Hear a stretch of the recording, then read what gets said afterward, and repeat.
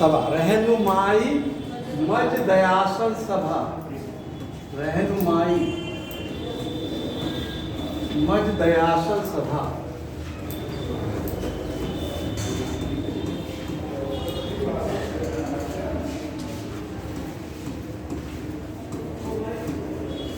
रहनुमाई मज दयासल सभा, इसको क्या कहते हैं? धर्म सुधार संघ भी कहते हैं। जो पारसी धर्म था, पारसी धर्म में भी समस्या थी। क्या समस्या थी? वहाँ पर भी महिलाओं में शिक्षा की बहुत कमी थी वहाँ पे। तो उसको सुधार करने के लिए क्या कहते हैं? रहनुमाई मज दयासल सभा, जिसका जिन्होंने ये संगठन स्थापना की, उसके प्रमुख व्यक्ति का नाम था दादा भाई नौरोजी और नौरोजी फरनोजी, एसआर कामा और एक बंगाली करके थे। तो इनके प्रयास से क्या हुआ? पारसी समाज में सुधार आया और दादा भाई नौरोजी ने एक पत्रिका निकाली जिसका नाम था राष्ट्रगोप्तार, और उसका कहते थे सत्यवादी। तो जैसे पारसी धर्म में सुधार हुआ, इसके पहले हिंदू धर्म हम देख चुके हैं, वैसे ही इस्लाम धर्म में भी सुधार करने के लिए भी सामाजिक धार्मिक आंदोलन शुरू हुआ। और इस्लाम धर्म में सुधार करने की शुरुआत करने का श्रेय जाता है, किसको जाता है? सर सैयद अहमद खान को। तो ये तो चूंकि कल बता चुके थे आपसे, तो आज आपका जो टॉपिक शुरू होता है वो होता है इस्लाम या मुस्लिम धर्म में सामाजिक धार्मिक आंदोलन। इसको हम मिटा देते हैं। अब आज जो टॉपिक है मुस्लिम सुधार आंदोलन।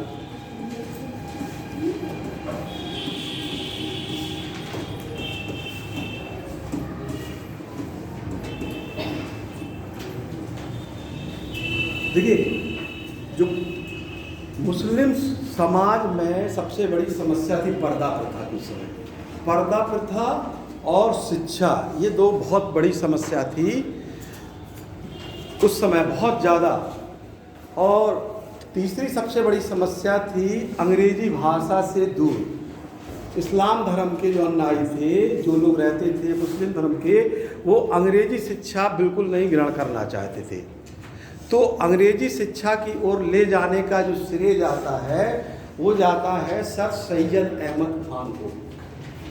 तो मुस्लिम सुधार आंदोलन के जनक, आप इसको जोड़ते हुए लिखिएगा, मुस्लिम सुधार आंदोलन के जनक का नाम डॉक्टर सैयद अहमद खान था। डॉक्टर सैयद अहमद खान, डॉक्टर सैयद अहमद खान था।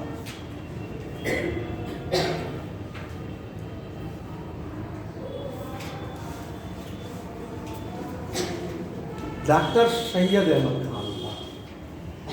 डॉक्टर सैयद अहमद खान ने एक आंदोलन शुरू किया।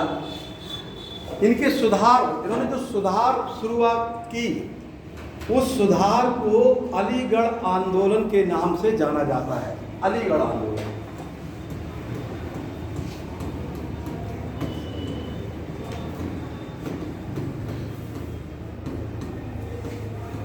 अलीगढ़ आंदोलन, डॉक्टर सैयद अहमद खान के सुधार आंदोलन को अलीगढ़ आंदोलन के नाम से जाना जाता है। अलीगढ़ आंदोलन।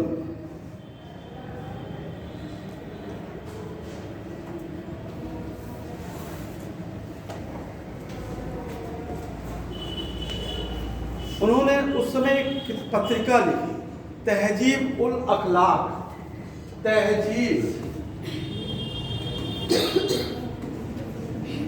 उल अखलाक,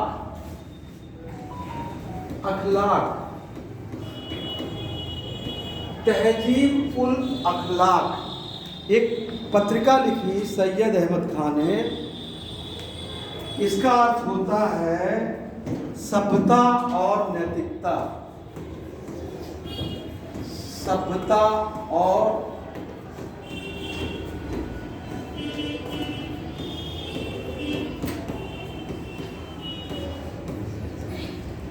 सभ्यता और नैतिकता, एक पत्रिका लिखी सर सैयद अहमद खान ने। इसका अर्थ होता है सभ्यता और नैतिकता। किसने? सर सैयद अहमद खान ने। सभ्यता और नैतिकता। इन्होंने एक सोसाइटी की स्थापना की। पहले ये जानते थे कि मुस्लिम धर्म को सुधार तभी कर पाएंगे जब उनको अंग्रेजी शिक्षा दी जाएगी। इसलिए अंग्रेजी शिक्षा को प्रसार करने के लिए उन्होंने अंग्रेजों का सहयोग लेना शुरू किया। उस समय किसकी सरकार थी? 1860-70 में किसका समय था? किसका शासन था? ब्रिटिश सरकार था। किसका शासन था? ब्रिटिश सरकार को। हमको आज़ादी कब मिली? ठीक है, तो ब्रिटिश सरकार ने का ही शासन था। तो ब्रिटिश सरकार का जो शासन था, तो ब्रिटिश सरकार के सहयोग से ही वो इस्लाम धर्म में क्रांति लाने के लिए उन्होंने कदम उठाया और अंग्रेजी शिक्षा। तो यहाँ आप लिख लीजिए, सैयद अहमद के प्रयास से, सैयद अहमद के प्रयास से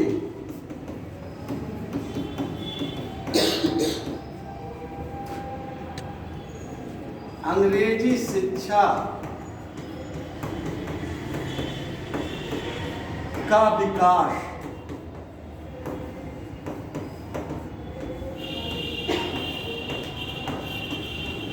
अंग्रेजी शिक्षा का विकास हुआ। सैयद अहमद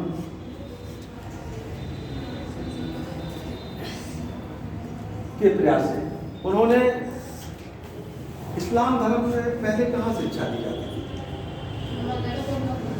कहाँ पे? मदरसे में, मदरसा या मकतब में। ठीक है, तो उन्होंने ऐसा सोचा कि जो मदरसे में पढ़ाई की जाती है उसको क्यों ना अंग्रेजी शिक्षा में पढ़ाई किया जाए। आज भी देखिए राज्य सरकारें क्या करती हैं, मदरसे में कंप्यूटराइज शिक्षा देने का प्रयास करती हैं। जो पुरानी पद्धति फारसी और उर्दू पद्धति चली आ रही है उसको सरकार चेंज करना चाहती है। तो वैसे ही सर सैयद अहमद खां भी पहले ऐसे विद्वान थे कि वो बदलाव करना चाहते थे। तो उन्होंने ही मदरसों में अंग्रेजी शिक्षा का प्रचार प्रसार करने का क्या कहते हैं बेड़ा उठाया और शुरुआत की। इसके लिए इन्होंने, ये लोग जब भी कोई नया काम करते थे तो कोई संगठन बनाते थे, संस्था बनाते थे। कोई ऐसे तो काम हो नहीं जाता था। जैसे दयानंद सरस्वती ने कौन सी संस्था बनाई थी? आर्य समाज। राजा राम मोहन राय ने। वैसे ही इन्होंने भी एक संस्था बनाई 1864 ईस्वी में। 1864 ईस्वी में साइंटिफिक 1864 ईस्वी में कलकत्ता लिख लीजिए, इसके आगे लिख लीजिएगा कलकत्ता साइंटिफिक सोसाइटी की स्थापना की। कलकत्ता साइंटिफिक सोसाइटी की स्थापना की।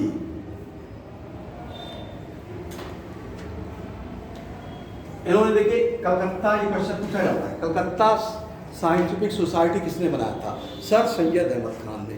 इसको क्यों बनाया था? ये चाहते थे कि जो मुस्लिम धर्म के अनुयायी हैं, इस्लाम धर्म के जो पालन करते हैं, उनको विज्ञान पढ़ाया जाए, उनको गणित पढ़ाया जाए, अंग्रेजी में शिक्षा दी जाए। तो उन्होंने एक सोसाइटी की स्थापना कर दी जिसका क्या नाम था? Scientific society. ये स्थापना उन्होंने किया। इसके बाद उन्होंने एक और कॉलेज की स्थापना की 1875 ईस्वी। 1875 ईस्वी में अलीगढ़, 1875 ईस्वी में Aligarh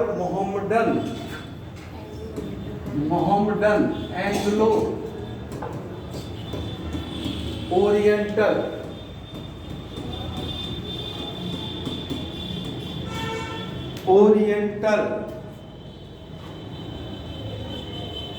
Mohammad Anglo Oriental school की स्थापना की इन्होंने एक विद्यालय बनाया जिसमें अंग्रेजी पढ़ाई की जाने लगी। इन्होंने अलीगढ़ में, इसीलिए इनका जो आंदोलन है वो क्वेश्चन आता है, वो अलीगढ़ आंदोलन के नाम से जाना जाता है। इन्होंने इसकी नींव रख दी, यहाँ पे अंग्रेजी पढ़ाया जाने लगा। यही Aligarh Mohammedan Anglo Orient school आगे एक विश्वविद्यालय बन जाता है। कौन सा? अलीगढ़ विश्वविद्यालय। लिख लीजिए 1920 ईस्वी में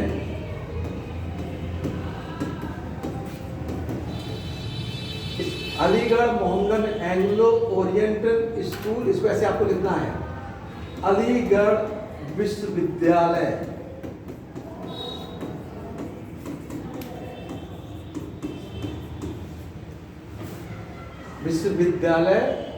बनता है। अलीगढ़ विश्वविद्यालय बनता है। चूंकि ये जब अंग्रेजी शिक्षा ये पढ़ा रहे थे तो इनको किसका सहयोग मिल रहा था? अंग्रेजी सरकार का। और अंग्रेजी सरकार का कौन पार्टी विरोध कर रही थी उस समय? कांग्रेस। ठीक है, कांग्रेस पार्टी की स्थापना कब हुई थी? 1885 ईस्वी में। कांग्रेस पार्टी ये चाहती थी कि अंग्रेज यहाँ से शासन जो कर रहे हैं वो चले जाए। तो इसलिए जब कांग्रेस पार्टी विरोध करने लगी अंग्रेज सरकार का, तो इन्होंने भी, चूंकि अंग्रेज सरकार का सहयोग कर रही थी, इन्होंने कांग्रेस का विरोध किया करने लगे। ये कौन? सर सैयद अहमद खान कांग्रेस पार्टी का विरोध करने लगे।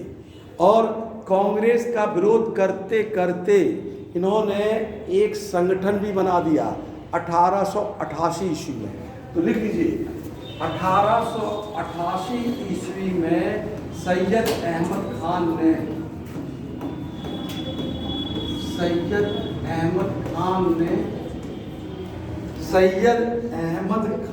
ने यूनाइटेड इंडियन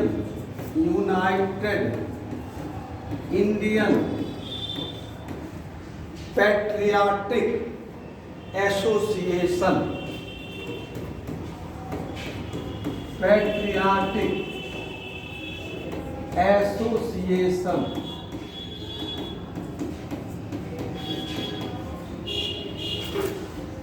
की स्थापना की।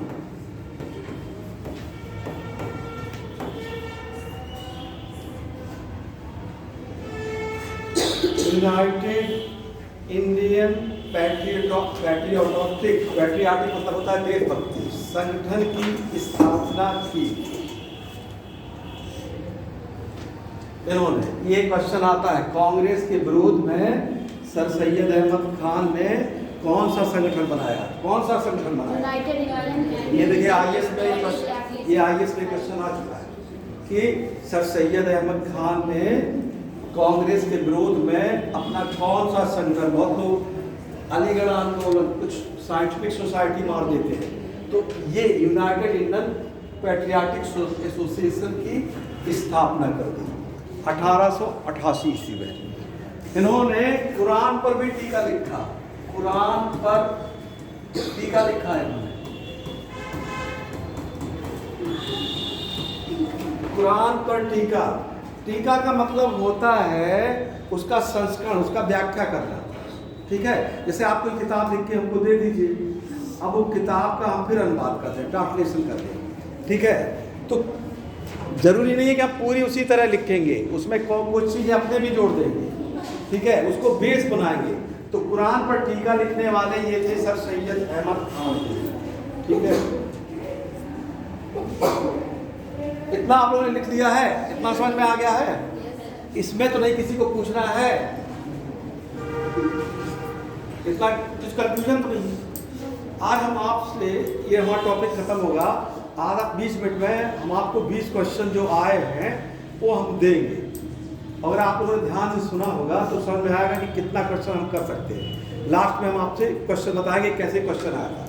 तो इसलिए बीच में हम बार बार इसीलिए पूछ रहे हैं कि जिसको नहीं समझ में आएगा वो बेहिचक, निस्संदेह, निसंकोच कोई भी पूछ सकता है। ठीक है, इसको मिटा दें, इसीलिए कहते हैं मिटा दें। तो आप लोग एकदम मन से कहिए कि मिटा दीजिए, बेमन से मत कहिएगा। ठीक है, चलिए इसको क्लियर कर दे रहे हैं। अब देखिए, मुस्लिम सुधार आंदोलन की नींव तो इन्होंने रख दी। अब एक और विद्वान थे जिन्होंने मुस्लिम में सुधार किया, उनका नाम था अब्दुल लतीफ़। अब्दुल लतीफ़ उन्होंने क्या किया, देखिए कोई ना कोई कुछ करता जरूर है।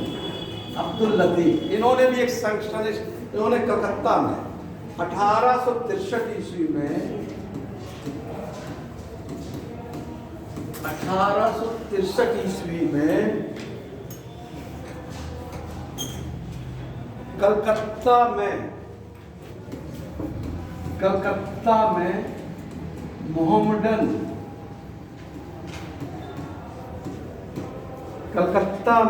मोहम्मडन लिटरेटी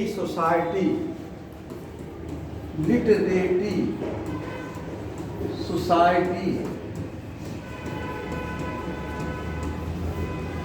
की स्थापना की।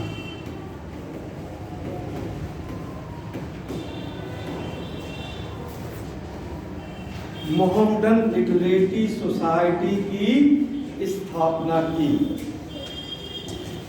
इनका जो देखिए, कोई व्यक्ति काम करता है तो उसका एरिया, क्षेत्र होता है। इन्होंने बंगाल में किया, बंगाल में। अलीगढ़ में किसने किया था? सर सैयद अहमद खान ने। इन्होंने कहाँ किया? बंगाल में। कलकत्ता का कहाँ है? बंगाल में। कोलकाता कहाँ पे? बंगाल में। तो इन्होंने कहाँ किया? बंगाल में। इसीलिए इनको बंगाल के पुनर्जागरण, यानी मुस्लिम, बंगाल में मुस्लिम पुनर्जागरण का पिता कहा जाता है। बंगाल में मुस्लिम पुनर्जागरण का पिता कहा जाता है।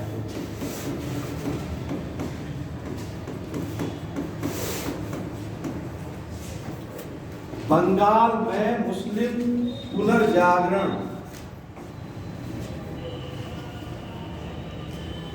कहा जाता है इनको।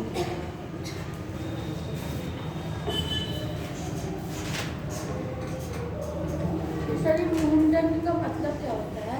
मोहम्मदन मतलब मोहम्मद साहब जो थे, जो इनके इस्लाम धर्म के कौन है पैगंबर? मोहम्मद साहब। तो उन्होंने जब अंग्रेजी में उसको उन्होंने, जैसे मान लीजिए आप कोई संस्था स्थापित कर रहे हैं तो मोहम्मद साहब को इन्होंने मोहम्मदन कर दिया। ठीक है, उन्होंने इंग्लिश भाषा में, चूंकि ये शिक्षा संस्था बना रहे थे तो मोहम्मदन। आप आगे आ जाइए, एक लोग तो आगे आ ही जाइए, उनको भेज दीजिए। आगे आइए, आप आगे आइए आप। तो मोहम्मदन बोलते हैं। चलिए, मोहम्मदन मतलब हो गया वही मोहम्मद साहब के नाम पे। तो ये बंगाल में इन्होंने क्रांति की। इस्लाम, जो मुस्लिम धर्म में जो लोग शिक्षित थे, जो घर से बाहर नहीं निकलते थे, उनको शिक्षा दिया। इसके बाद ये देखिए, ये शुरुआत किया किसने? सैयद अहमद खान ने। अब्दुल लतीफ़, इसको मिटा देते हैं, इसको नोट कर लिया आपने? अब आता है आपका, अब पंजाब में एक आंदोलन मुस्लिम धर्म के सुधार से ही जुड़ गया। उस आंदोलन का नाम था अहमदिया आंदोलन। पंजाब के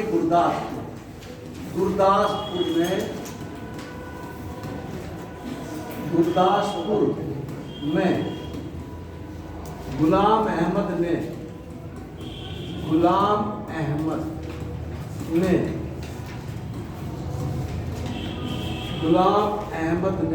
अहमदिया आंदोलन की शुरुआत की। अहमदिया आंदोलन की शुरुआत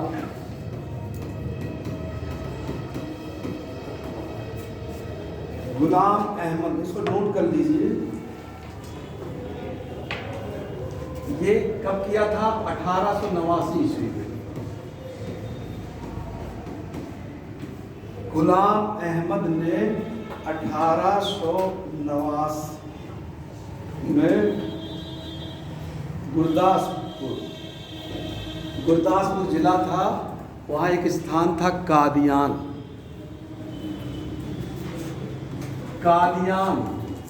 नामक स्थान पर यह आंदोलन प्रारंभ हुआ।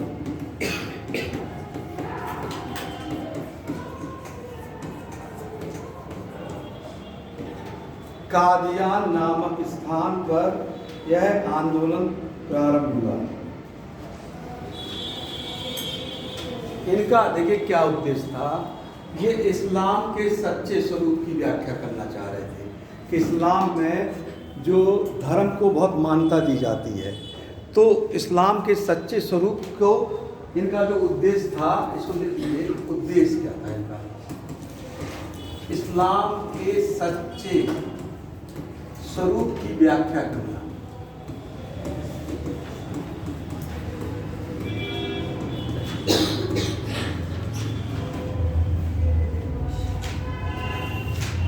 जैसे सच्चे स्वरूप की व्याख्या करना मतलब जो कुरान है, हदीस, जो इस्लाम धर्म के जो किताब पुस्तक है, उनका जैसे अरबी भाषा में लिखा गया है, तो ये नहीं चाहते थे कि अंग्रेजी पढ़ाई जाए। इनका नहीं मतलब है, जैसा है वैसा ही चलता रहे। जैसा मोहम्मद साहब के समय से, जो पैगंबर मोहम्मद साहब के समय से चला आ रहा था, वैसे ही चली जाए। प्राचीन परंपरा में कोई बदलाव ना किया जाए। जैसे सैयद अहमद खां बदलाव करना चाह रहे थे, ये चाहते थे कि नहीं, कोई बदलाव ना करें। इन्होंने खुद अपने आप को कहने लगे कि मैं ही पैगंबर हूँ। ठीक है, मैं ही पैगंबर हूँ। इन्होंने खुद अपने को ही कहने लगे, अपने को ही पैगंबर का मानने लगे। तो लिख लीजिए, गुलाम अहमद ने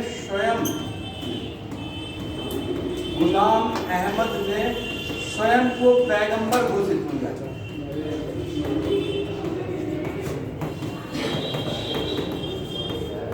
स्वयं पैगंबर घोषित किया इन्होंने अपने आप को।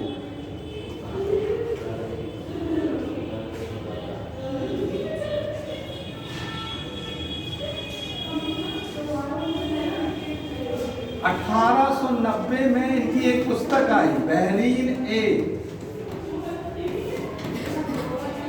मोहम्मदिया नामक पुस्तक।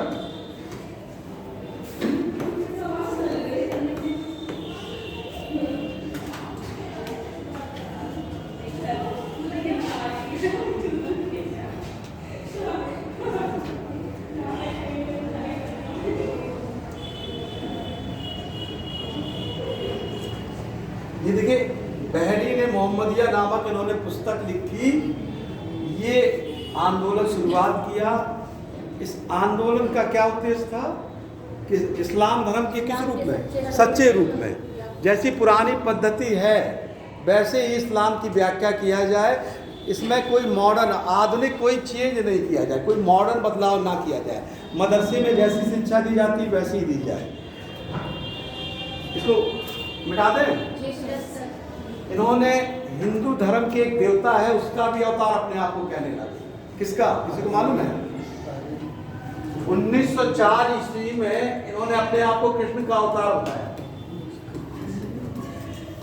कृष्ण का अवतार घोषित किया।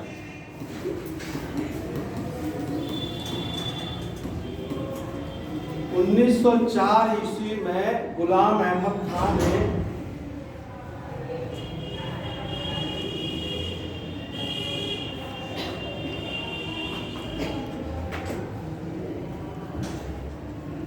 कृष्ण का अवतार अपने आप को, मतलब ये खुद अपने आप को ईश्वर और पैगंबर स्वयं कहने लगे। तो लोग ईश्वर और पैगंबर क्यों कहते थे अपने आप को? हैं?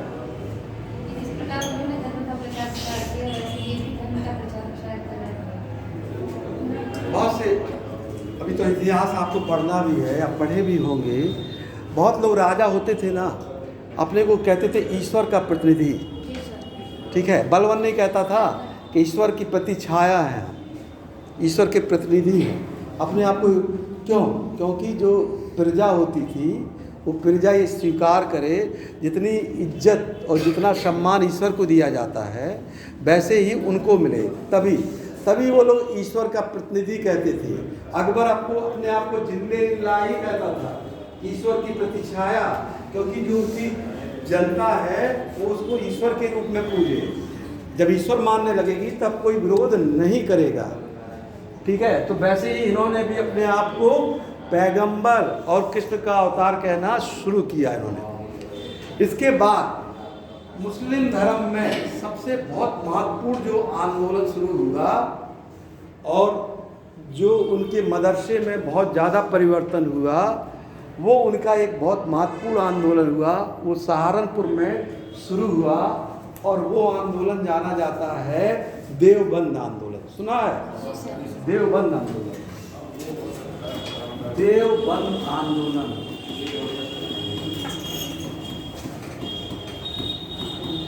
ये कहाँ पे शुरू हुआ? सहारनपुर में। देवबंद इस समय सहारनपुर में देवबंद आंदोलन।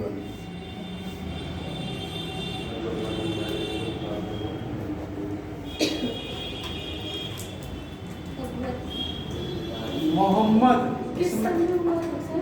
ये 1806 में माना जाता है, 1806 ईस्वी। 1806 ईस्वी में मोहम्मद कासिम ननोतवी, मोहम्मद कासिम ननोतवी एवं रशीद अहमद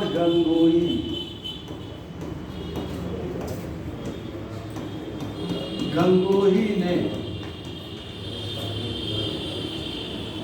देवबंद आंदोलन की शुरुआत की। ये किया देवबंद आंदोलन।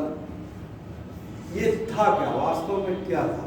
यहाँ बहुत बड़ा मदरसा खोला गया और मदरसा खोला गया, मदरसा यहाँ पे खोल दिया गया और मदरसा खोलने के बाद यहाँ पर शिक्षा दी जाने लगी, ठीक है। तो मदरसा में यहाँ पर कुरान और हदीस, ये जो प्राचीन इनकी पुस्तक थी इस्लाम धर्म की, ये पढ़ाया जाने लगा और यहाँ अंग्रेजी का विरोध किया गया। इस आंदोलन में इनका मुख्य उद्देश्य था अंग्रेजी भाषा का विरोध करना।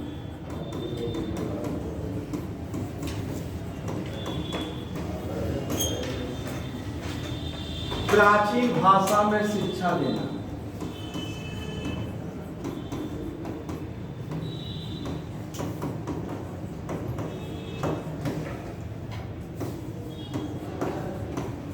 प्राचीन भाषा में शिक्षा देना।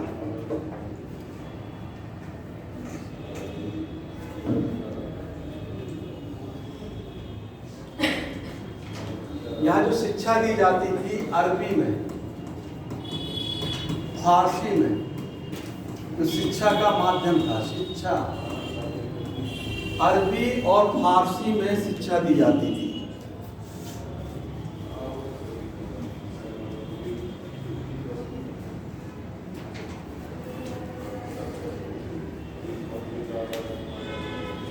देवबंद आंदोलन में बाद में एक महत्वपूर्ण विद्वान जुड़ गए। देवबंद आंदोलन में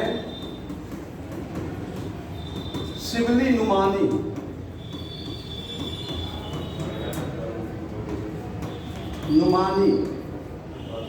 नामक व्यक्ति ने विकास किया।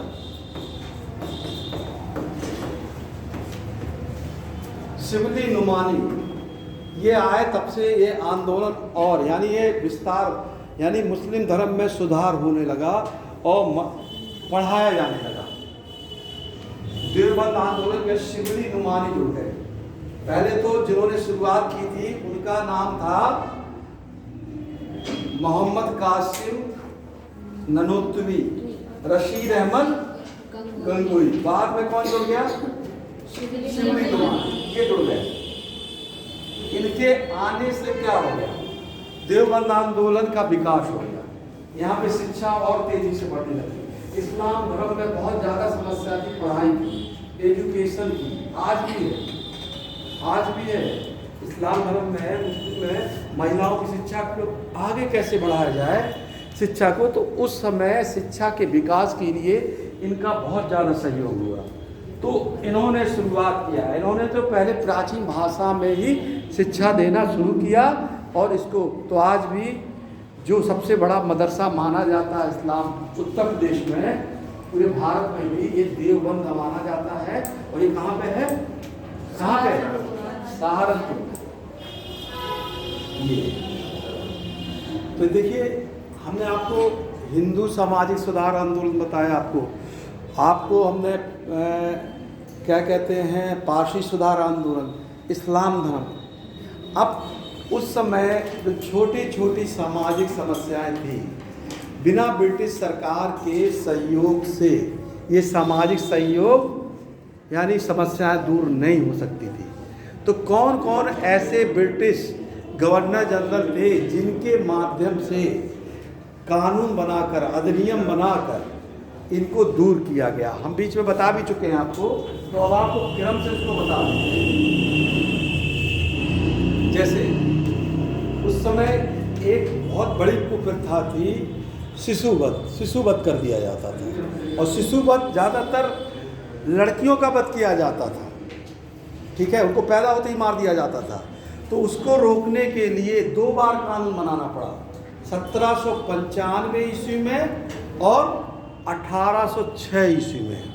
तो सबसे पहले जब अंग्रेज आए, अंग्रेज भारत में आए थे ना, तो जब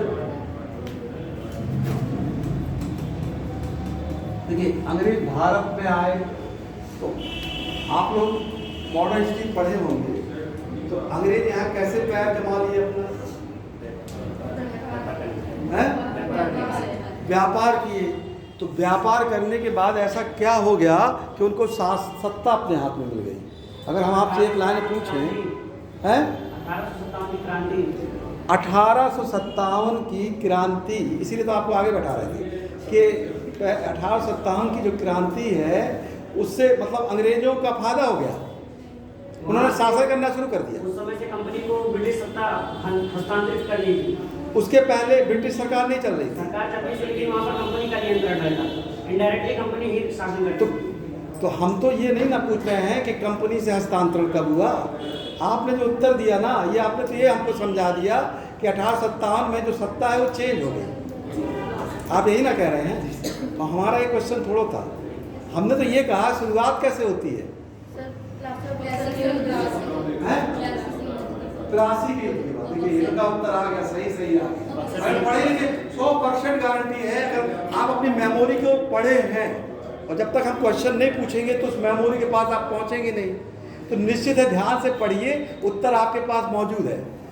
देखिए अंग्रेज लोग व्यापार कर रहे थे, ठीक है, तो प्लासी का युद्ध क्यों करना पड़ा उनको? उनको क्या शासन तो ब्रिटिश सरकार लंदन से चल रहा था, तो वहाँ पर बहुत देखिए समझने वाली चीज़ है, कोई बिना कारण के नहीं होता है। यहाँ वो लोग क्या कर रहे थे? किसका व्यापार कर रहे थे? कपड़े का। शुरुआत में यहाँ से सिले सिलाए वस्त्र खरीदते थे, ठीक है, सिले सिलाए वस्त्र ये खरीद कर कहाँ बेचते थे? लंदन में बेचते थे। देखिए हम आपको एक एरो से एकदम कॉन्सेप्ट क्लियर कर दे रहे हैं। कपड़ा खरीदा, व्यापारी गए इंग्लैंड भेज दिए। एक शर्ट मान लीजिए यहाँ 1 रुपये का खरीदा, तो वहाँ उनको 40 रुपये में फ़ायदा हो गया, तो उनको लगा बहुत अच्छा फ़ायदा है, व्यापारियों ने सोचा। लेकिन उसी समय इतिहास में एक घटना घट गई, एक क्रांति हो गई। कौन सी क्रांति हुई? एक क्रांति हुई, वैज्ञानिक चमत्कार हो गया, औद्योगिक क्रांति। इसको औद्योगिक क्रांति क्यों कहते हैं मालूम है? क्यों? औद्योगिक क्रांति हो गई। मशीन का आविष्कार हो गया। जेम्स वाट का नाम सुना है? जी सर। जेम्स वाट ने एक इंजन की खोज कर दी। अब जैसे जो कपड़े हाथ से बनाए जाते थे, भारत में हाथ से बनाए जाते थे, प्राचीन काल से ही भारत के सिले सिलाए वस्त्र पूरी दुनिया में फेमस थे। लेकिन इंग्लैंड में अब आप सोचिए मशीन का आविष्कार। अब आप ऐसे सुनिए, अब यहाँ पे पहुँचिए उद्योग। अब मान लीजिए उद्योग जब बनना होता है तो उद्योग को क्या क्या चाहिए? कच्चा माल, कच्चा माल और पूंजी, चलिए परिवहन भी सही है, और पूंजी भी, इलेक्ट्रिसिटी, चलिए इलेक्ट्रिसिटी मतलब ऊर्जा, वही ना, कोयला या बिजली कुछ। सर बाजार, सबसे बड़ी चीज, सबसे बड़ी चीज अब आपने बोला। अगर आप मान लीजिए फैक्ट्री बनाते हैं या हम ही बनाते हैं, हम सामान बना लें, उस सामान के लिए सबसे चीज़ क्या चाहिए? बिकना चाहिए ना, मार्केट। तो इंग्लैंड में भी क्या था? सारी चीज़ें थी जो आप लोगों ने सोचा कि परिवहन था, उनके पास पैसा था, ऊर्जा था। अभी उनको क्या चाहिए था? दो चीज़ चाहिए थी उनको। एक तो कच्चा माल चाहिए था, ठीक है, और व्यापार, बाजार चाहिए, यानी मार्केट चाहिए था। तो वो दो चीज़ उनको इंडिया में मिल गई। अब आप बताइए, कोई किसान आपको गेहूं देगा और आप उसको आटा पैक करके उसी को बेचेंगे तो उसको कैसा लगेगा? आप 200 रुपये किलो गेहूं खरीदिए, उसको 50 रुपये का आटा पैक करके उसको बेच दीजिए तो उसको कैसा लगेगा? तो अंग्रेजों ने यही करना शुरू किया।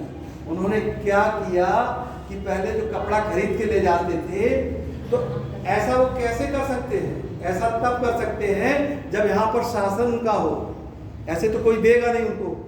तो इंग्लैंड से एक ऑर्डर आया कि आप लोग ये व्यापार तो कर रहे हैं, अब जल्दी से जल्दी अपने शासन को संभालिए, शासन नियंत्रित करिए। इसके लिए उन्होंने युद्ध को बढ़ावा दिया और एक बहुत फेमस युद्ध हो जाता है, कौन सा? प्लासी। उन्होंने फूट डालो राज करो बंगाल में, वहाँ का नवाब जो सिराजुद्दौला था, ठीक है, अब समझ में आ रहा है ना सारी चीज़ें। तो उन्होंने फूट डाल दिया कि पहले तो बंगाल में शासन किया जाए। तो शासन कैसे किया जाए? तो उन्होंने फूट डाला और एक युद्ध जीत लिया 1757 में प्लासी। ये तो जीता ही था। लोग कहते हैं कि अंग्रेजों ने फूट डाल दिया और ये मैच जीत लिया, लेकिन अपनी ताकत लगा के भी उन्होंने एक युद्ध जीता और उसी के बाद उन्होंने उनको पूरी सत्ता एक तरीके से अंग्रेजों को मिलना शुरू हो जाती है।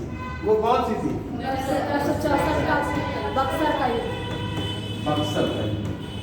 ये जब ये युद्ध जीत लेते हैं वो, तब शासन, यानी यहाँ हमारा कहने का मतलब है, अब उन्होंने जब बक्सर का युद्ध हुआ तो उन्होंने 3 राजाओं को हरा दिया। किसको किसको हराया था? बंगाल के राजा को। बंगाल का कौन शासक था जिसको हराया था? मीर कासिम। अंग्रेजी नवाब था एक, कौन था उसका नाम? शाह आलम द्वितीय। और एक अवध का नवाब था, क्या नाम था? शुजा-उद-दौला। जब अंग्रेजों ने बक्सर के युद्ध में इन 3 राजाओं को हरा दिया, तब उनको पता चला कि नहीं, अब तो पूरे भारत में हम शासन कर सकते हैं। उसी से उन्होंने व्यापार अब ये बढ़ावा दिया और शासन करना शुरू कर दिया। यहीं से ब्रिटिश सरकार हमको गुलाम बनाना एक तरीके से शुरू कर दी थी बक्सर युद्ध के बाद। और 1947 तक, जब तक आज़ादी नहीं मिली 15 अगस्त 1947, तब तक वो लोग हमारे पे शासन करते रहे। उन्हीं के विरोध में आंदोलन शुरू हुआ, उन्हीं के विरोध में शुरू हुआ। तो वो लोग यहाँ शासन तो कर रहे थे, लेकिन कुछ जब उन्होंने शासन किया तो उन्होंने अपना एक अधिकारी यहाँ नियुक्त किया, उसको गवर्नर जनरल या वायसराय कहने लगे। कुछ भारतीयों ने जिन्होंने आंदोलन चलाया तो उस शासन के दौरान कानून बनवाया। उस कानून से ही भारत में जो कुप्रथाएं थी उनको दूर करने में मदद मिली। कुछ अंग्रेजों ने भले यहाँ पे गुलामी तो की, लेकिन कुछ शासन किया, कुछ कानून बनाया। वैसे ही एक इसको हटा दें, तो 1795 में बंगाल के एक गवर्नर जनरल थे जिनका नाम था जॉन सोर। 1795 में इन्हीं के प्रयास से बंगाल में शिशु वध बंद हुआ। लिख लीजिए 1795 में जॉन सोर, 1795 में जॉन सोर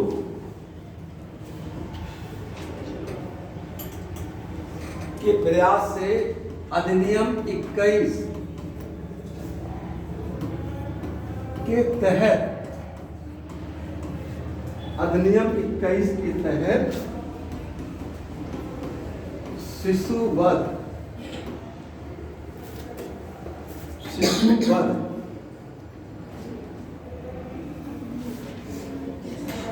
बंद हुआ। शिशु वध पे रोक लगी। ये पूरी तरीके से लागू नहीं हो पाया। उसके बाद एक और गवर्नर जनरल आते हैं, लॉर्ड बेलेंजी। 1806 ईस्वी में लॉर्ड बेलेंजी, इनका नाम सुना है? Yes sir. ये क्यों फेमस थे? Subsidiary alliance. हैं? Subsidiary alliance. क्या चीज थी? Subsidiary alliance. सहायक संधि।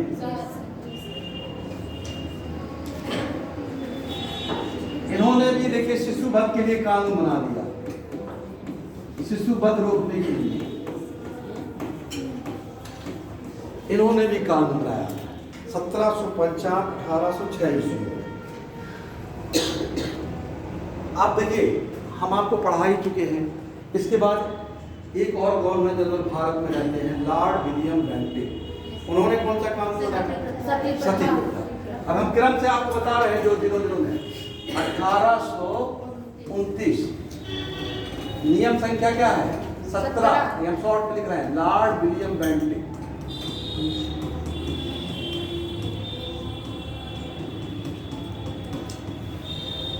लॉर्ड विलियम बेंटिक ने सती प्रथा पर रोक लगा दिया। इन्होंने सती प्रथा पर रोक लगा दिया।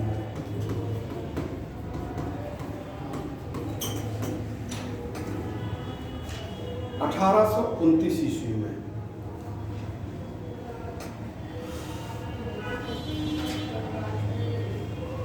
अब इसके बाद एक और 1844 ईस्वी एक और भारत में कुप्रथा थी। हम आपको कल ही बता रहे थे या कल या परसों, नरबली प्रथा। लॉर्ड हार्डिंग प्रथम, लॉर्ड हार्डिंग प्रथम के काल में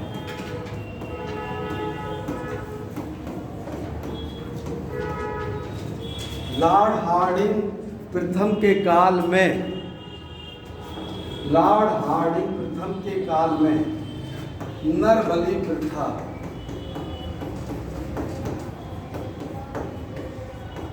समाप्त। लॉर्ड हार्डिंग प्रथम के काल में नरबली प्रथा, ये भील जनजाति में पाया जाता था। नर की बलि दे देते थे इस जनजाति में। इसको रोक दिया गया इनके काल में 1844 ईस्वी में। इसके बाद इसको मिटा दें क्या? ऐड कर दीजिए इधर प्लस से। इसको ऐड करते हैं, चलिए ऐड हो गया। अब देखिए ये क्रम से जो गवर्नर जनरल अंग्रेजों ने शासन किया, उन्होंने कानून बनाते रह गए। आज उन्हीं क्या देन है कि जो कुप्रथाएं बहुत ज़्यादा थी वो समाप्त हो गई हैं। अब एक और गवर्नर जनरल आते हैं, लॉर्ड डलहौजी। 1855 में इनके समय एक कानून बनता है जो विधवा पुनर्विवाह अधिनियम की को बनता है। इनके समय विधवा पुनर्विवाह अधिनियम, देखिए विधवा पुनर्विवाह अधिनियम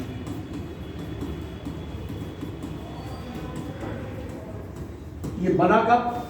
किसके काल में? लॉर्ड डलहौजी के काल में।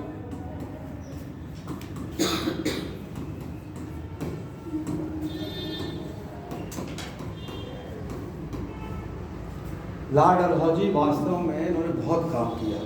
अपने जब ये गवर्नर जनरल थे तो इन्होंने बहुत ही काम किया।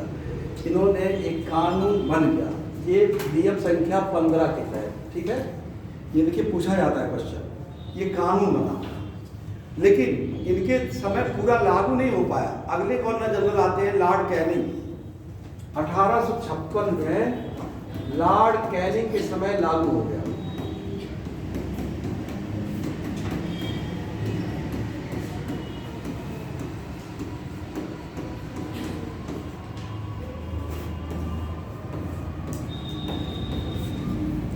लॉर्ड कैनिंग के समय ये कानून लागू हो गया, लॉर्ड कैनिंग के समय।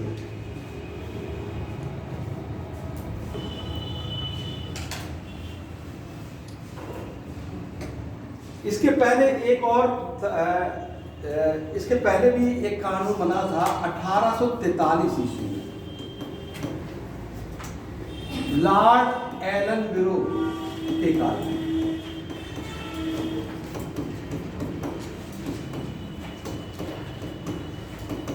नियम संख्या 5, नियम संख्या 5 के तहत दास प्रथा समाप्त।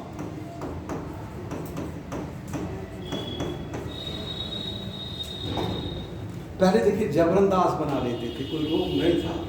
अगर कोई कर्ज ले लिया, पैसा नहीं चुकाया तो जबरन दास बने रहिए।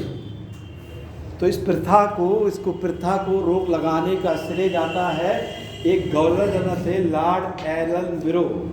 नियम संख्या 5 में भारत में दास बनाने से रोक लगा दी है।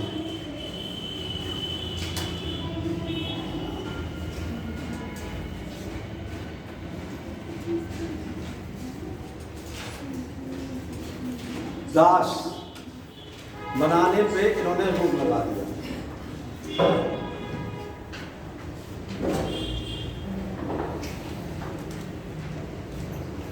हम आपको ब्रह्म विवाह एक्ट पढ़ा चुके हैं, ब्रह्म विवाह एक्ट पढ़ा चुके हैं। उसमें एज यानी विवाह की आयु निर्धारित की गई थी, लड़की और लड़के का कितना, 14 और 18 साल। लेकिन अगले ही बार एक ऐसा कानून ला दिया गया जिसमें एज घटा दी गई। इसको बिठा दें। 1891 ईस्वी,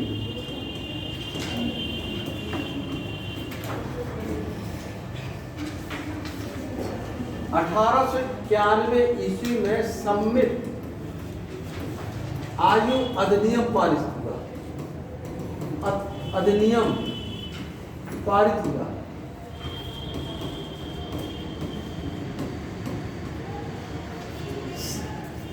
सम्मित अधिनियम 1891, ये बहराम जी मालाबारी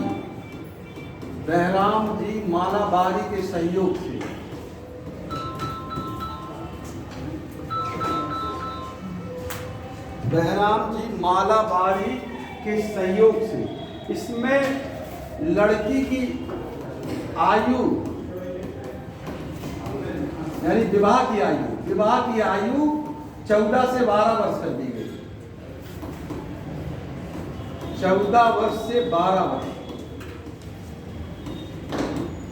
14 वर्ष से 12 वर्ष कर दी गई।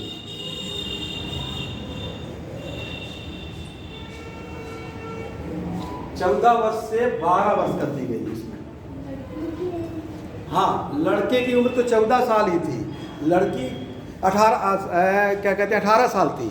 लड़की की उम्र जो 14 साल थी उसको घटा दिया गया, फिर 12 वर्ष कर दिया गया। इसके बाद शारदा अधिनियम पारित हुआ। शारदा अधिनियम ये पारित हुआ 1929 में। ये 1929 में शारदा अधिनियम ये पारित हुआ और इसमें फिर से लड़की की उम्र लड़की की विवाह की उम्र 14 वर्ष और लड़के का 18 वर्ष।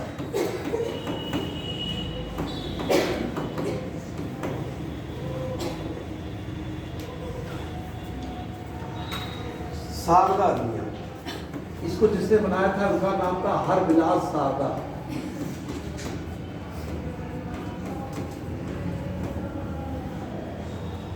हरविलास शारदा इनका नाम था, और इन्हीं के प्रयास से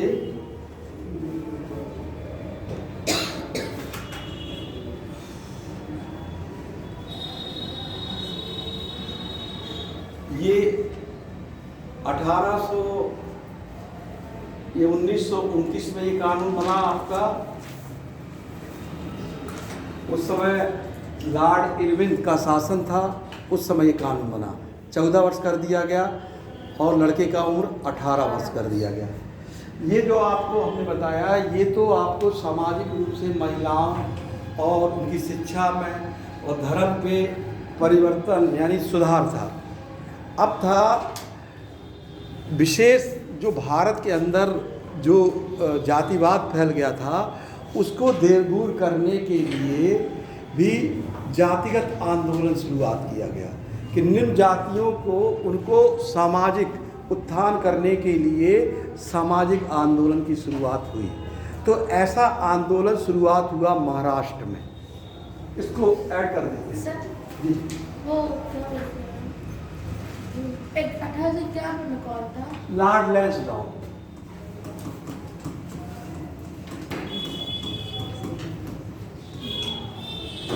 लॉर्ड लैंसडाउन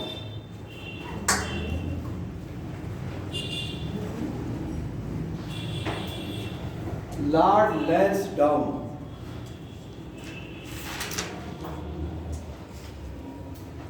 यस सर। अब देखिए, निम्न जाति जो जातिगत समस्या थी उसको दूर करने के लिए महाराष्ट्र में आंदोलन शुरुआत होती है। तो चलिए इसको ऐड कर देते हैं। अब ये हम आपको अगला जो टॉपिक है वो है निम्न जाति का आंदोलन।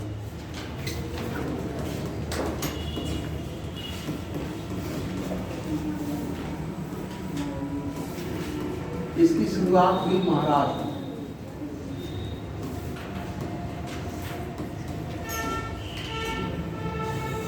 इसको शुरुआत करने वाले थे ज्योतिबा फूले। नाम सुना है? Yes sir. महिला ज्योतिबा फूले। इन्होंने एक पुस्तक लिखी 1873 ईस्वी में, सत्यशोधक समाज।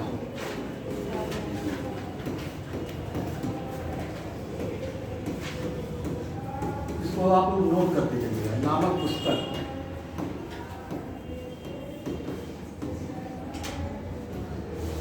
सत्यशोधक नामक पुस्तक लिखा है। सत्य समाज 1873 ईस्वी। ये पुस्तक नहीं, सॉरी, संस्था है। ये पुस्तक मत लिखिएगा, संस्था है, नामक संस्था है, तो घटिया संस्था है। सत्यशोधक संस्था इन्होंने स्थापना किया ज्योतिबा फूले। इसके पहले इन्होंने एक किताब लिखी थी गुलामों के बारे में, गुलामगिरी। 1872 से पहले भी दिया उन्होंने किताब, 1872 गुलामगिरी।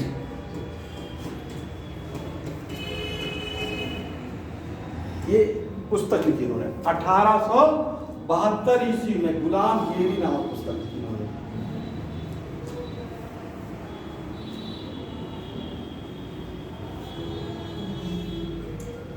इनके प्रयास से जो निम्न जाति में समस्याएं थी उनको दूर करने में सहयोग मिला और ये आंदोलन शुरू हुआ। इसके बाद आते हैं डॉक्टर भीमराव अंबेडकर। इसको ऐड कर दें? चलिए, अब आते हैं डॉक्टर भीमराव अंबेडकर।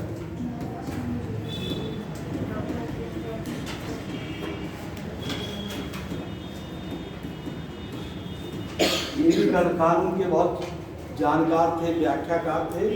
इन्होंने भी समाज में आंदोलन करने के लिए पहले इन्होंने एक 1920 ईस्वी में एक किताब, एक पत्रिका अपनी लिखी 1920 ईस्वी में, और वो थी, और पहले एक संगठन बनाया मैं 1920 ईस्वी में, एक संगठन बना दिया, all India depressed all India depressed class federation. Federation, federation मतलब होता है संघ।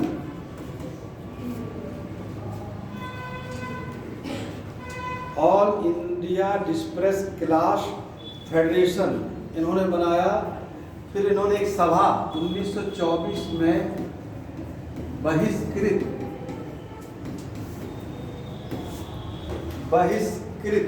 हितकारी सभा की स्थापना की।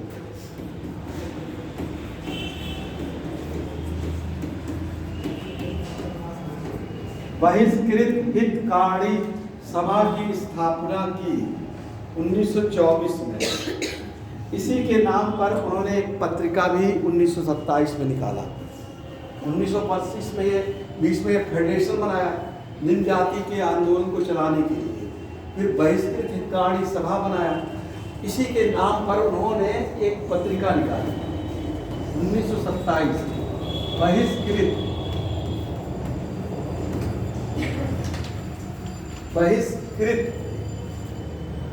बहिष्कृत भारत नामक पत्रिका। बहिष्कृत भारत नामक पत्रिका।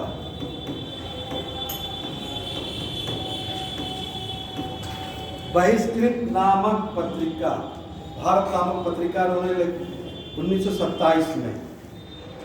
1927 में भी एक और संघ उन्होंने बनाया, समाज समता संघ।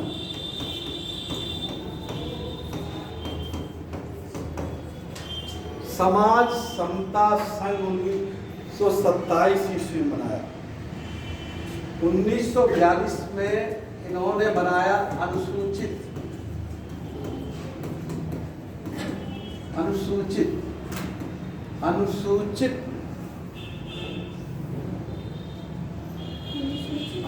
जाति परिसंघ।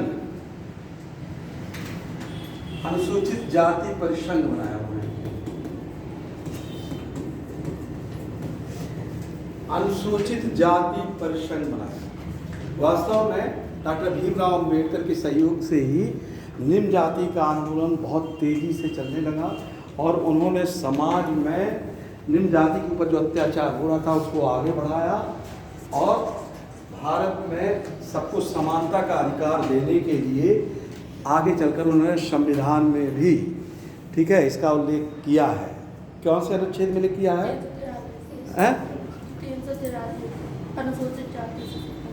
300 अनुसूचित जनजाति जाति और मूल अधिकार में भी इन्होंने अनुच्छेद 14 और अनुच्छेद 15, ठीक है, अनुच्छेद 14 अनुच्छेद 15 हुआ है कि नहीं उल्लेख?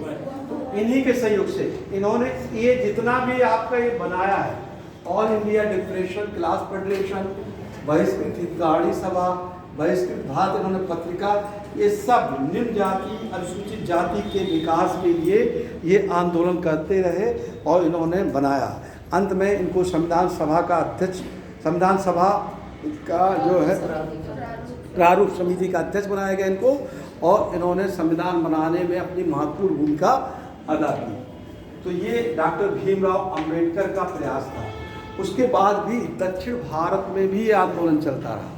दक्षिण भारत में गांधी जी ने भी अनुसूचित जाति के लिए अपना आंदोलन शुरू किया और एक पत्रिका उन्होंने निकाली थी। गांधी जी ने भी एक संगठन बनाया 1932 ईस्वी में, महात्मा गांधी लिख लीजिए, महात्मा गांधी 1932 ईस्वी उन्होंने बनाया हरिजन सेवक संघ। सेवक संघ की स्थापना की, हरिजन सेवक संघ की स्थापना की। ये एक संगठन था जो निम्न जाति के उद्धार के लिए काम करता था। ये संगठन था, इसके अध्यक्ष थे घनश्याम दास बिड़ला। घनश्याम दास बिड़ला, घनश्याम दास बिड़ला इसके अध्यक्ष थे।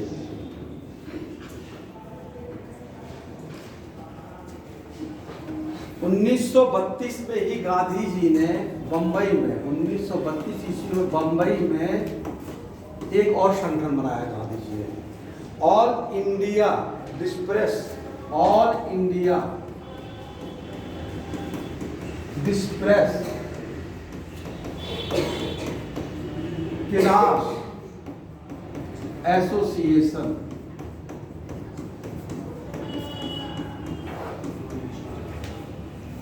All India depressed class association, ये आंदोलन उन्होंने चलाया। ये आंदोलन था। ये एक संगठन, आंदोलन का मतलब ये है कि संगठन एक संस्था बन गई।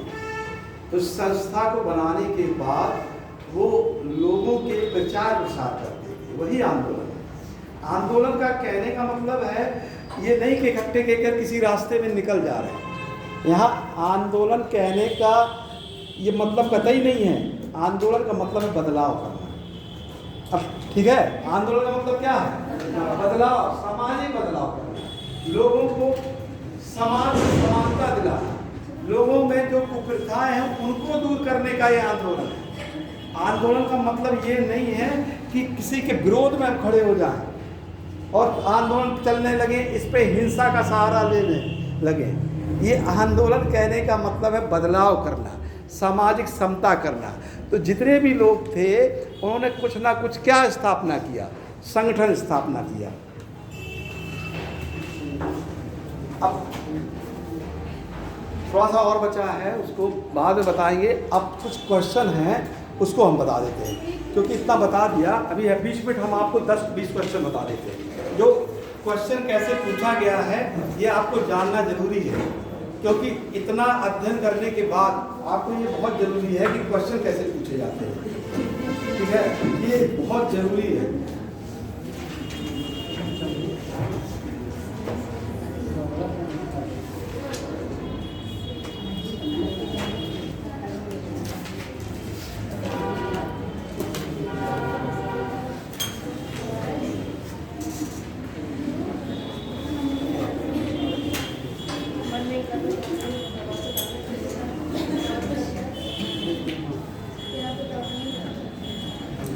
अब जैसे देखिए, इसको ऐड कर देखिए।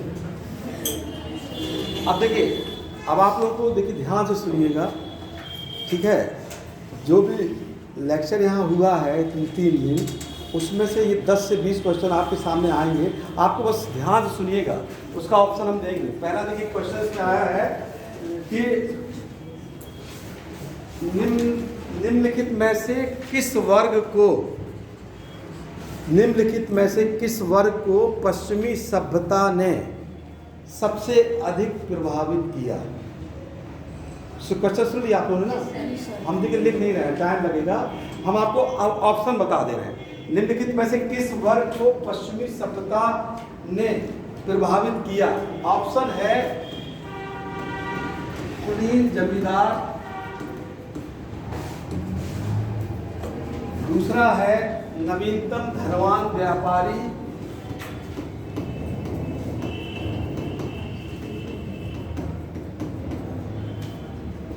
तीसरा ऑप्शन है शिक्षित मुसलमान,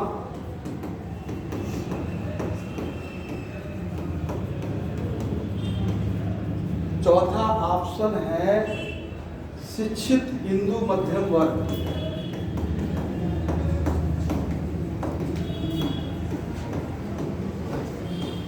हमारा क्वेश्चन ये था कि इनमें से किस वर्ग को सर्वप्रथम पश्चिमी सभ्यता ने प्रभावित किया? आपको ये क्वेश्चन समझ में आ गया होगा ना? तो देखिए ऐसे क्वेश्चन इन्होंने पूछ लिया, तो आप किसको ये लगता है कि हमको तुरंत उत्तर इसका आ गया चारों को देखने में? कॉन्फिडेंस कौन है? जो कॉन्फिडेंस है वो तुरंत हाथ उठा ले। हाँ, तो आप बताइए। शिक्षित हिंदू मध्यम वर्ग। और भी कोई जोड़ना चाहता है इनके साथ? है इसके अलावा कोई उत्तर? कुलीन जमींदार। और भी कोई उत्तर कहना चाहता है?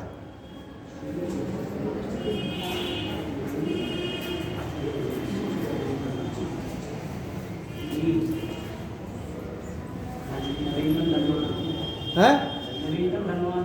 नवीनतम धनवान वर्ग। चलिए एक ऑप्शन और आ गया, नवीनतम। 3 उत्तर आ गए, ये उत्तर आ गया है, ये उत्तर आ गया है और ये उत्तर आ गया है। और भी कोई कुछ इन तीनों में कहना चाहता है?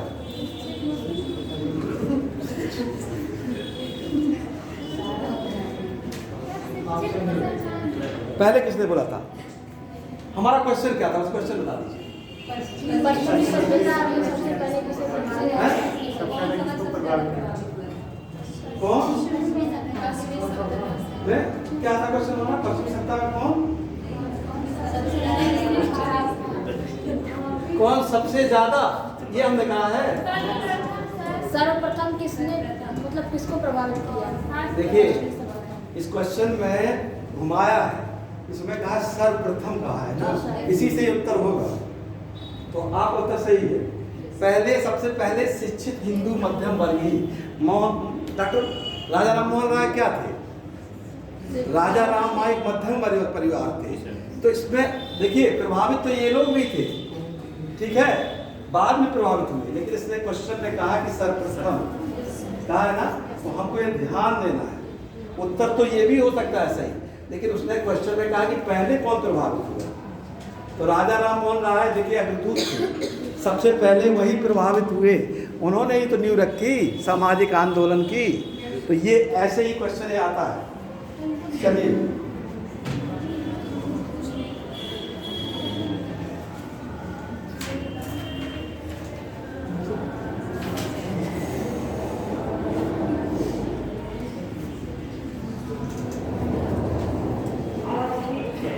राजा राम मोहन राय की समाधि कहाँ पे स्थित थी?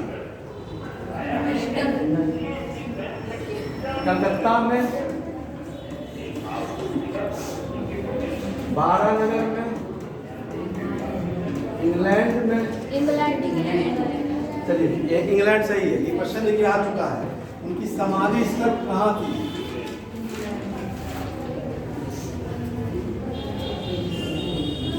उन्नीसवीं शताब्दी में नव हिंदूवाद के प्रतिनिधि कौन थे? किसको कहा जाता था? स्वामी विवेकानंद। चलिए आप लोगों को ये मालूम है।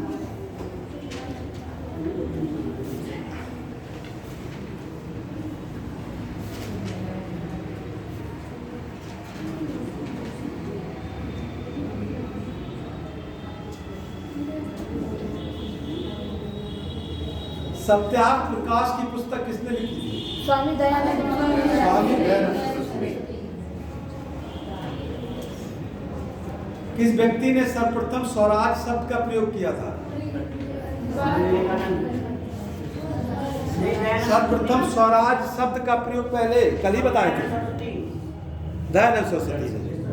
दयानंद सरस्वती ने, देखिए क्वेश्चन आया है, प्रार्थना समाज की स्थापना किस राज्य में हुई थी? महाराष्ट्र।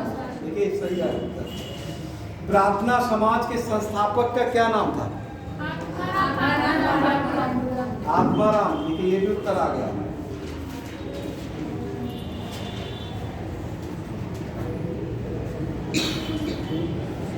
महाराष्ट्र में विधवा आश्रम किसने खोला था?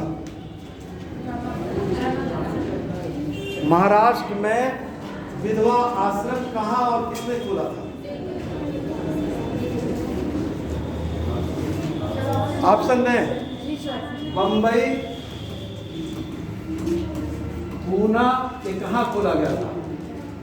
बंबई में, पूना में। चलिए पूना में किसने खोला था? डीके कर्वे ने।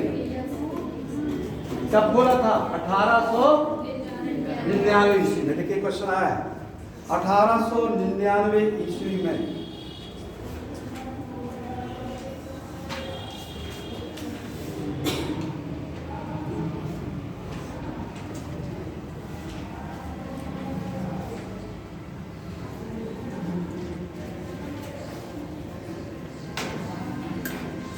विधवा पुनर्विवाह अधिनियम किस अंग्रेज गवर्नर जनरल के समय पारित हुआ था? देखिए पारित हुआ लॉर्ड कैनिंग। बना था, ये क्वेश्चन आप समझिएगा। अभी लिखवाएं, बना था तब आएगा तो लॉर्ड डलहौजी, और पारित हुआ था लॉर्ड कैनिंग। ठीक है। 1872 का नेटिव मैरिज एक्ट किस भारतीय के सहयोग से बना था?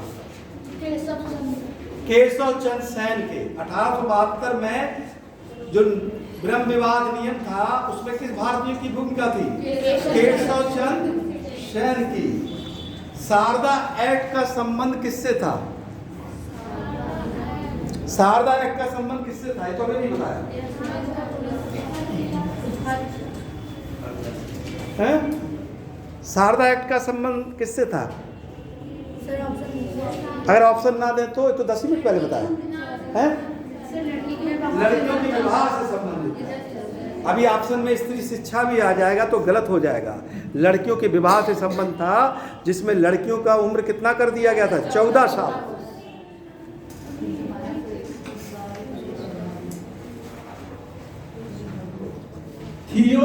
अब ये बताइए, थियोसॉफिकल सोसाइटी का अंतरराष्ट्रीय मुख्यालय कहाँ था?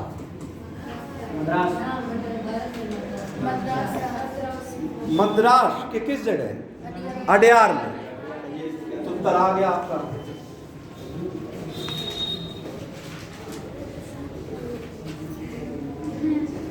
पूना सार्वजनिक सभा की स्थापना किसने की थी? महादेव गोविंद रानडे। चलिए ये भी उत्तर आ गया।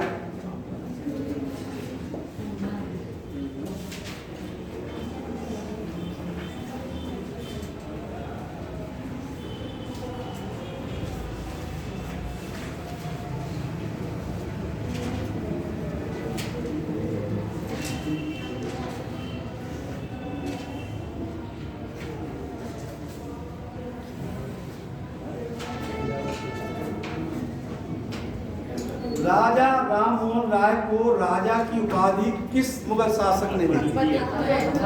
अकबर तृतीय ने।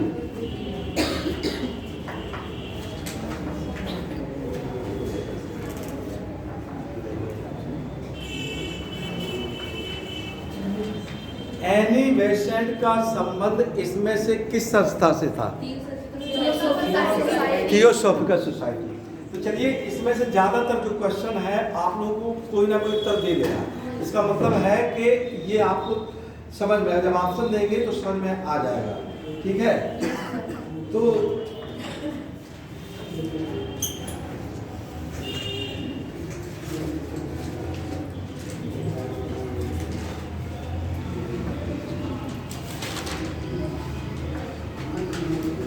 एक क्वेश्चन हम ऑप्शन भी दे रहे हैं और आंसर उसको आपको बताना है। देखते हैं इसको कौन बताता है। अब हम लिख भी दे रहे हैं। ये लास्ट क्वेश्चन है, हम लिख रहे हैं इसको पूरा। 19वीं शताब्दी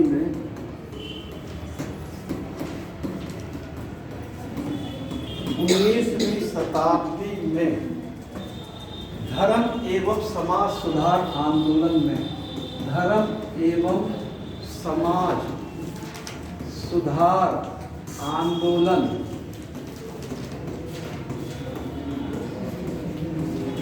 धर्म एवं समाज सुधार आंदोलन ने सॉरी, इसको मैं नहीं मैं करिएगा। आंदोलन ने, ये क्वेश्चन है, किस वर्ग को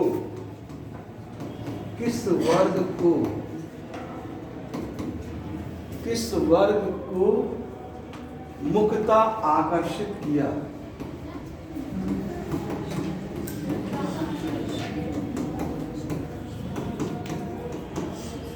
ये क्वेश्चन है। अब इसका आंसर है, हम लिख दे रहे हैं ए। इसका आंसर है ए बुद्धिजीवी,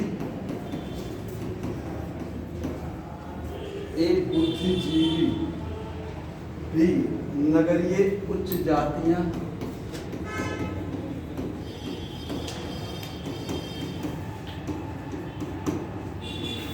सी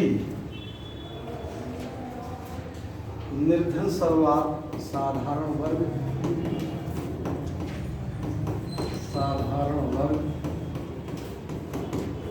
डी उदार रजवाड़े।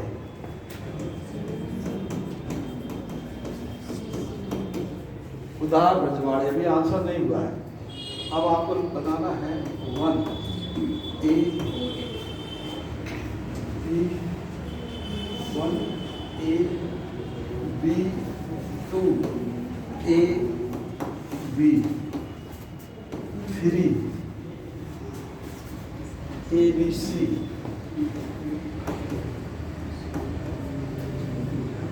4 A B C D।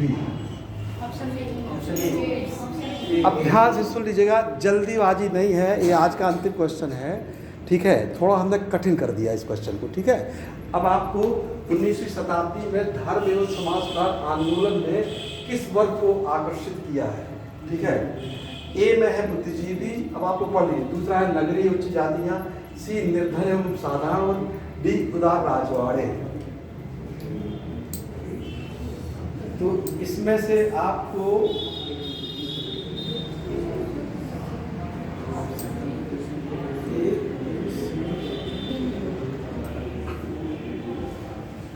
इसमें ये आंसर मतलब डी है, इसमें सी नहीं है, ए बी डी है, हमने गलत लिख दिया। अब बताइए, चौथा नंबर सही है। आपको ये बताना है इसमें से एक ऑप्शन सही है, ठीक है। चौथा नहीं होगा क्या? चौथा आप क्या करें? चौथा सही है, ए बी डी सही है। अच्छा, और कोई ऑप्शन ए? ऑप्शन ए किसने कहा? आपने। और कौन उत्तर बोलेगा? आपका कौन सा आंसर है? ए, ऑप्शन ए। अब ऑप्शन ए।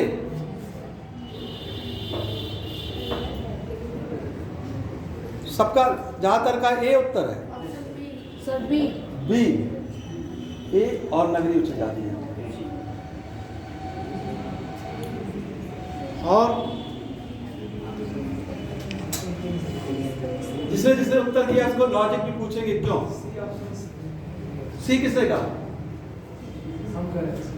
आप सी कह रहे हैं ना। चलो 4 उत्तर आ गए।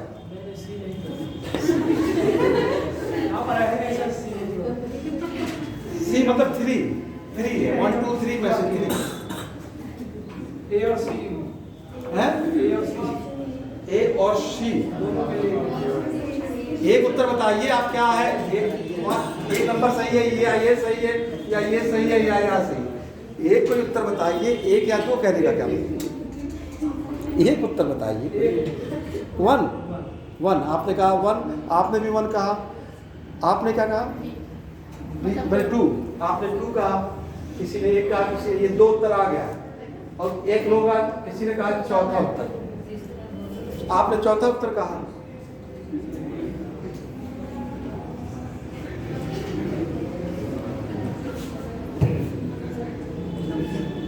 और कोई जोड़ना चाहता है? तो आप पहले किसने, आपने बोला था क्यों ए होना चाहिए?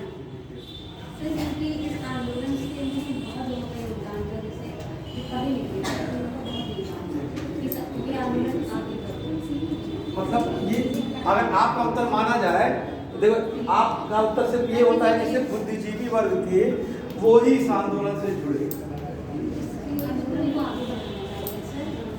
मुख्यतः आकर्षित किया सिर्फ बुद्धिजीवी।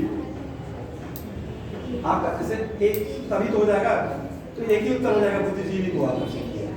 ये गलत हो गया। अब ए तो गलत है, सिर्फ ए नहीं। अब बी किसने कहा था? आपने। बी मतलब 2, ये 2 आपने कहा बुद्धिजीवी और नगरीय उच्च जातियां, ये सिर्फ ये लोग जुड़े हुए थे। वो जो आंदोलन चला इससे बुद्धिजीवी लोग जुड़ गए और नगर में जो उच्च वर्ग थे वो लोग जुड़ गए। सिर्फ वही लोग जुड़े, बाकी लोग नहीं जुड़े।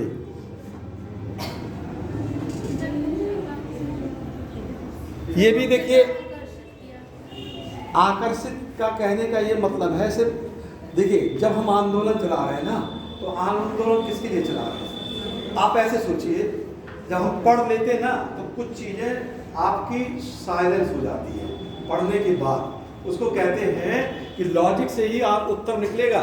वहाँ जब आप क्वेश्चन करेंगे, भले पढ़े रहेंगे, सिद्धांतिक पढ़ लीजिए, आप सोचिए कि हम आपको पढ़ा रहे हैं ज्ञान, तो आप जब पढ़ेंगे तभी ना हम पढ़ाएंगे। तो जो ये आंदोलन चलाया गया, ये बहुत से ऐसे भी वर्ग लोग थे जो क्या कहते हैं ये आपका जैसे आपने कहा बी, ये मतलब ये नगरीय उच्च जाति है, ठीक है, ये आपने कहा। सिर्फ यही लोग आकर्षित नहीं हुए उस समय, ठीक है। उस समय उदार, वहाँ छोटे छोटे राज्य भी थे जो उदार थे, क्योंकि छोटा छोटा राज्य था, शासन था। अगर वो लोग नहीं चाहते तो वो लोग नहीं चला पाते, तो इसमें ये लोग भी शामिल थे। तो शुरुआत में उदार रजवाड़े भी शामिल थे। ये तीनों शामिल थे, आकर्षित कर लिया, इन तीनों को आकर्षित कर लिया। तो जो आपने बोला था, आपका उत्तर सही है, चौथा इसका उत्तर सही है, यानी ABD।